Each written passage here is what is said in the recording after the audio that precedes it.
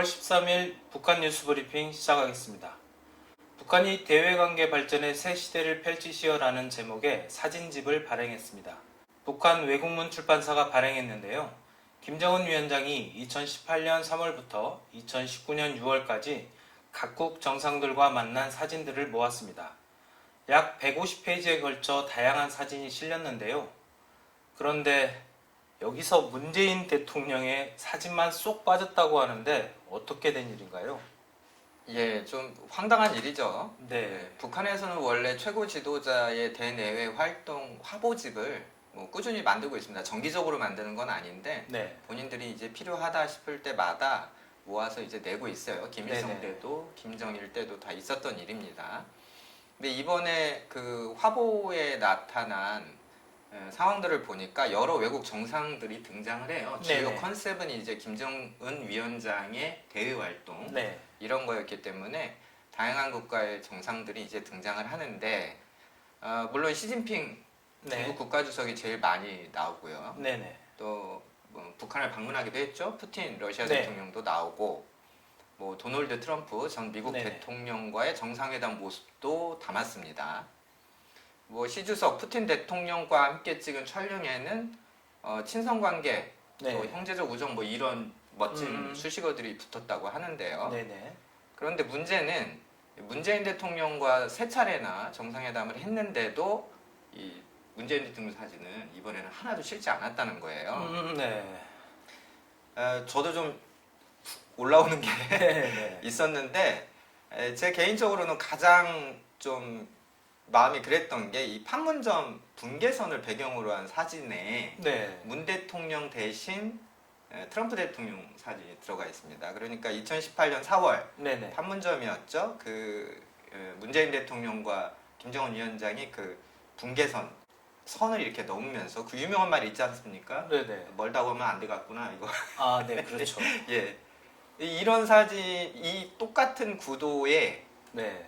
문재인 대통령이 아니라 2019년 그러니까 6월 트럼프 전 대통령이 판문점에 갔을 때 네. 트럼프 대통령과 나란히 발을 한 발씩 그 분계선을 넘어오는 북쪽에서 남쪽으로 넘어오는 이 사진을 크게 실어놨어요. 너무한 거 아닙니까? 네, 그래서 트럼프 대통령과 사진이 무려 10장이나 소개가 됐는데 네. 사실은 2019년 발간했던 그 김 위원장의 외교활동 사진에는 네네. 그 사진집에는 그 세 차례에 걸쳤던 남북 정상회담 사진이 한 60여 장 실렸습니다. 네네. 그래서 북한에서도 좀 이런 남북 정상회담 이런 것들을 좀 잘 기록하려고 하고 있네. 네. 이런 좀 긍정적인 신호로 해석이 됐는데요. 네. 이번에는 대놓고 문재인 대통령만 쏙 빼놓는 그런 결과가 되고 말았습니다. 네, 이렇게 보면 요즘 말로 완전히 이 남조선 패싱이다 이렇게 표현할 수 있을 것 같은데 예, 특별한 이유가 있을까요? 과하지 않은 표현인 것 같네요. 네네. 결과는요. 네. 어쨌든 올해 초에 이제 김정은 위원장의 중대 결심 네. 이런 발언과 좀 맥락이 닿아 있는 것 같은데요. 지난해도 그렇고 올해도 그렇고 김정은 위원장이 신년사 발표 없이 네. 당 이름으로 중대 결심을 내왔는데 중대 결심이라는 것이 여러 의미가 있지만 핵심은 자력갱생하겠다, 제재를 뚫고 나가겠다, 제재 오면 받아들이겠다 이런 뉘앙스였어요. 더 본질적인 것은 미국과 관계 개선에 우리 연연하지 않겠다. 네. 어쨌든 평양에서는 미북 관계라고 하는 상수를 놓고 그 아래 단위에서 남북 관계라는 것을 고려하고 있기 때문에 네네. 미북 관계가 전망이 좋지 않을 때는 항상 이런 식으로 남북 관계에 좀 어둡게 상황을 네네. 좀 만드는 것 같고요. 어쨌든 문재인 대통령의 운전자론, 네. 내가 운전해서 관계자들 다 태우고 좋은 방향으로 가겠다. 이제 네. 이런 당초 방침에 대해서 내가 원하는 방향으로 갈 게 아니기 때문에 네네. 나는 이 차를 타지 않겠다. 이런 메시지를 간접적으로 드러낸 것 아니냐 평가할 수 있을 것 같습니다.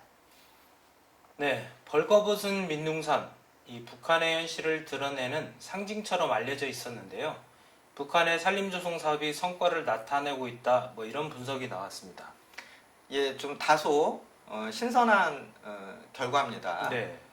정성학 전 산림연구원 전문 연구관님이 네네. 최근에 데일리 NK에 칼럼을 쓰셨네요. 네. 내용을 봤더니 미국 지질조사국에서 제공하는 인공위성 사진 자료를 이용을 해서 네. 이렇게 봤더니 북한의 최근에 산림이 늘고 있네. 네. 이런 분석 결과가 나왔다는 거예요. 음. 자료를 좀 소개를 드리면 2015년을 기점으로 해서 북한 산림이 늘어나고 있습니다. 네. 그러니까 그 전에 한 14년, 2001년부터 2014년까지 이런 사진 통계로만 보면 매년 거의 0.8% 정도의 산림이 꾸준히 줄어왔어요. 네네. 그러니까 매년 0.8%가 줄었으니까 네. 이 복리 효과로 보면 그렇죠. 굉장히 이 산림 자원이 많이 감소되었던 건데 2015년부터 좀 상황이 반전돼서 네. 연간 한 0.4%씩 증가세. 네.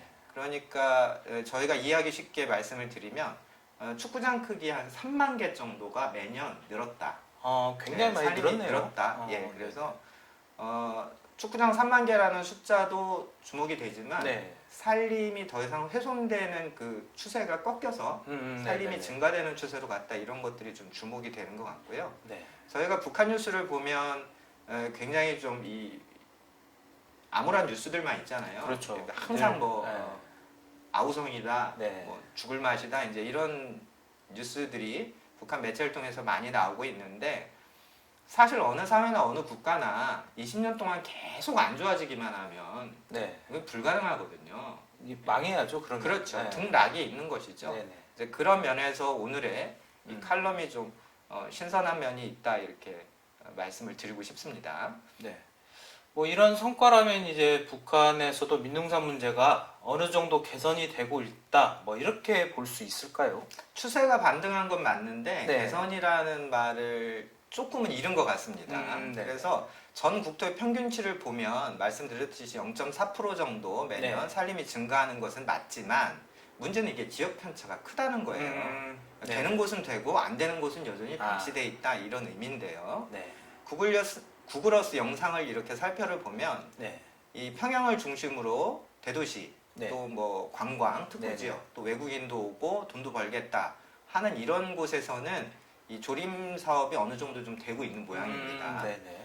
그런데 지방이나 시골 산간으로 가면 이 산림 황폐가 여전히 좀 방치되고 여전히. 있고요. 네. 또 나무를 여전히 좀 많이 자르는 모양이에요. 네네. 그런 것들이 이제 사진으로 또 확인이 되고 있고요. 네. 또 이런 것도 저희가 생각을 해봐야죠. 네. 이 나무를 과거에 비해서는 이제 덜 뱁니다. 네, 국가 네. 통제도 많이 하고 네. 있기 때문에. 그런데 북한의 구금 시설, 뭐 네. 유엔 보고에 따르면 뭐 많게는 뭐 10만 명 넘게 네, 네. 이렇게 수용이 되어 있는 뭐 정치범 수용소 이런 곳은 아예 그 안에 화목반 네네. 나무를 잘라와서 네네.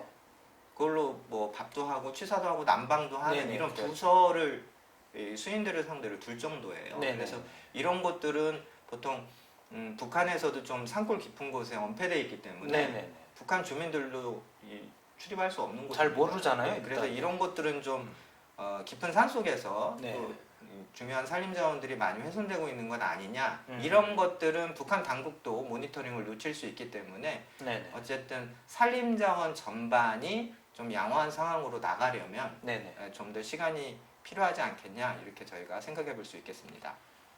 네, 북한에서 인공지능 기술을 이용한 교육 프로그램들이 성과를 내고 있다라는 이 북한 선전 매체들의 주장이 나왔는데요. 조선의 오늘이라는 온라인 선전 매체가 방울꽃, 무지개, 최우등생의 벗 이런 소프트웨어 프로그램들을 소개했는데 뭐 어떤 기능들이 좀 있을까요? 예, 먼저 북한이 사용하는 단어를 가끔 생각해 보면 참 예쁘죠. 네. 방울꽃, 무지개, 벗.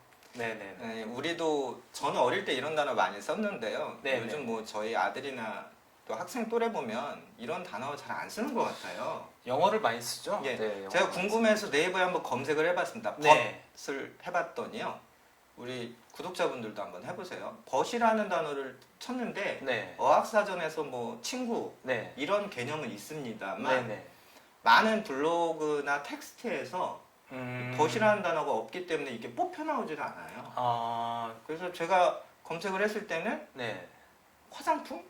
아, 뭐 어떤 벗이라는 아, 그 발음이 들어가는 화장품이 요즘 뭐 인기인지는 모르겠는데 어쨌든 제가 생각하기에는 벗이라고 하는 네. 텍스트들이 생각보다 없구나. 네. 그래서 이게 네이버 검색에서도 불러오지 않는구나, 좀 이런 걸 네. 예, 느꼈습니다. 다시 아주 이제 씁쓸하네요. 네네 다시 이제 기사로 좀 들어가면요. 네. 이 방울꽃이라는 프로그램은 소학교 우리 네. 식으로 초등학생이죠.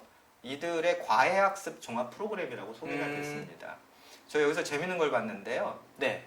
과외라는 말이 원래 북한에서 쓰던 말이 아니에요. 그런가요? 과외는 우리가 굉장히 익숙한 용어인데 그렇죠. 북한 주민들에게는 과외라는 말이 네. 과거 세대에는 없었던 말입니다. 아. 왜냐하면 그 유명한 북한 소설 뭐 나의 교단 이런 것들을 네네. 읽어보면 학습 차이가 있을 때 네네. 이 학습이 조금 진도가 느린 학생들은 네.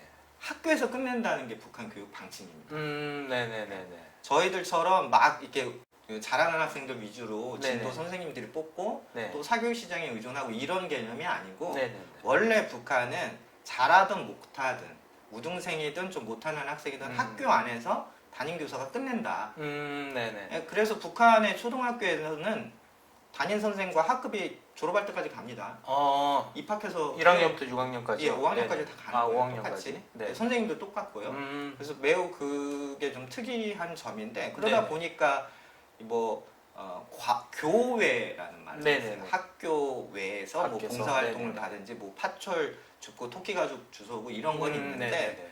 과외라는 말은 사실은 북한에서 익숙한 말이 음. 아닌데 대외 선전 매체라 그런지 어쨌든 네네네. 서울 말을 좀 썼네요. 그래서 네. 되게 재밌게 봤는데 어쨌든 과외학습 종합 프로그램으로 초등학생용으로 방울꽃이 있고요. 무지개라는 프로그램은 영어 학습을 지원하는 프로그램이랍니다. 그래서 영어 네네. 발음을 이렇게 소리를 내면 이 마이크로 잡아서 표준 발음과 이렇게 비교도 해주고 그러는 거예요. 네네네. 최우등의 네. 벗이라는 프로그램은 네. 중고등학생들 네. 프로그램이에요. 그래서 어쨌든 이 중학생들부터 북한으로는 이제 초급 중학교인데 중학생들부터는 이제 성적 우위 열의를 구별을 합니다. 북한에서도. 네네. 왜냐하면 그러면 더 좋은 뭐 학교도 가게 되고 네. 나중에 대학 갈 때 이제 학교장 추천장도 받아야 되기 때문에 네네네. 뭐 저희들처럼 막 정교 석차내고 그런 건 네네. 아니지만 어쨌든 이제 그 절대평가 상대평가를 진짜로 제대로 하는 때거든요. 네네. 그래서 그런지 이제 최우등이라는 네. 단어가 프로그램에 이제 등장을 하고 있는데 네네. 수학, 물리, 화학, 생물, 자연과학, 국어, 영어, 역사, 지리까지의 네. 과목이 있는데요. 네네. 재밌는 건 혁명 역사가 없어요. 그게 빠지면 안 되는 거 아니에요? 예, 그렇죠. 혁명 역사가 북한 네. 그 중고등학생 커리큘럼의 거의 절반을 넘거나 절반에 가까운데 네, 그러니까요. 혁명 역사가 없는 걸로 보니까 네. 그거는 컴퓨터로 하지 않겠다. 어디 그거는 AI 따위가. 예, 직접 네. 예, 교원들이 하겠다 뭐 이런 개념인 것 같아요. 그래서 네. 진짜 AI 하려면 네. 북한이 제일 중요하게 생각하는 혁명 역사도 이렇게 배워야 되는데 네. 그거는 뭐 자기들 교육의 핵심이라고 생각하는 탓인지 이 과목 속에는 들어가 있지 않았습니다. 네. 그러면 이제 이 북한의 인공지능 기술이 과연 어느 정도 수준까지 발전했는지 좀 궁금한데요. 예, 제가 전문가가 아니라 감히 네. 예, 문송입니다. 저는 네. 그래서 감히 말씀드릴 뭐 권위나 자격은 없는데요. 근데 기본적인 좀 얘기만 말씀을 드리면 이제 우리가 알고 있는 게 인공지능의 핵심 개념 중에 하나가 이제 그 머신러닝 아닙니까? 네네네, 뭐 그렇죠. 딥러닝이라고도 하는데 네. 예, 그러니까 이 컴퓨터가 알아서 정보를 네네. 찾고 모으고 또 사용자의 반응들조차도 정보로 편입시켜서 네. 모든 것을 일단 집계하는 게 중요하거든요. 네네. 그 다음에 연산을 하고 그 다음에 연산의 결과를 바탕으로 추론을 하고 그 추론과 사용자들의 반응을 이제 일치시키는 뭐 이제 이런 것 정도가 네. 저희가 보통 알고 있는 정도의 수준인데 네네. 이런 개념이 적용이 되려면 제일 중요한 전제는 뭐냐면 정보의 무한한 자유화입니다. 그렇죠. 예, 첫 번째 정보가 많아야죠. 그렇죠. 머신러닝이 되려면 정보가 많아야 네. 되고 정보에 대한 액세스가 자유로워야 됩니다. 어디든 접근이 돼야 네, 되는 그렇죠. 거잖아요. 그런데 북한 같은 경우에는 이제 이 알고리즘을 짜는 네. 이 엔지니어들조차 네네. 어떤 정보에 대한 편견이 있거든요. 이거는 내가 건드려야 되나 말아야 되나 이거 건드렸다 큰일 날 거 아닌가 이런 이 정보에 대한 어떤 위축된 긴장감이 있기 때문에 과연 자유로운 이런 접근이 가능할 거냐. 예를 들자면 김일성이라는 단어로 네. 어떻게 머신러닝을 할 거예요?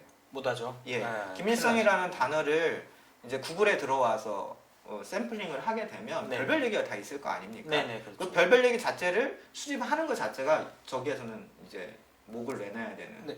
바로 끌려가겠죠. 네. 큰 일이고요. 아. 또 만약에 그런 김일성이라는 키워드를 배제하게 되면 네. 모을 수 있는 정보가 한정돼 있어요. 너무 없죠 그러면. 예, 북한 제가 말씀드렸다시피 학교 커리큘럼의 절반 이상이 혁명 역사인데 네. 그렇죠. 김일성이라는 키워드를 빼놓고 사회 분야의 정보를 수집한다는 것 자체가 좀 논리적으로 성립이 안 되는 것이죠. 그래서 북한이 우리도 이런 신기술이 있다, 신교육을 한다 이런 것들을 대외 선전 매체를 통해서 좀 과시하는 것이지 뭐 좀 자랑하는 실제, 정도? 네네 실제 인공지능 수준은 아직은 네네. 뭐 경쟁력을 갖추지 못할 그런 초보적인 수준 아닐까 이렇게 전망하시면 될 것 같습니다. 네, 북한 뉴스 브리핑 오늘은 여기까지입니다. 감사합니다.